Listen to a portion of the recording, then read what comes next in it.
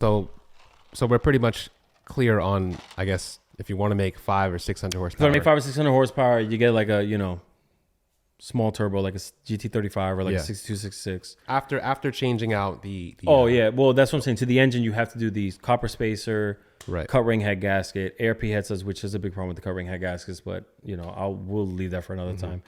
And you got to weld the oil pump nut on the S52s.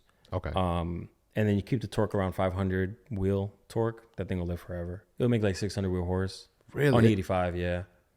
On 85, damn. Yeah. I might have to get me one of these. At barely any boost too. If you keep it 10-1, and you just do the ARP headsets with the cut ring head gasket under like a fresh motor, like if the bottom end could have 200,000 miles on it. These engines, you take them apart. Rods look good, rings look good, the bearings look great. You don't have to touch anything in these bottom ends because they're aluminum. Sorry, you don't touch anything on these engines because they're iron. Right. You know, they're very rigid. You can think like a piece of steel is not going to flex, but a piece of aluminum has way more give to it.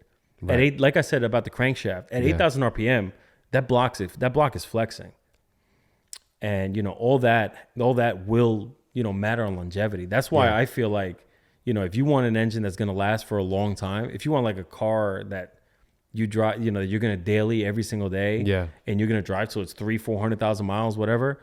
Why do you think diesels last so long? They're all iron engines. Yeah.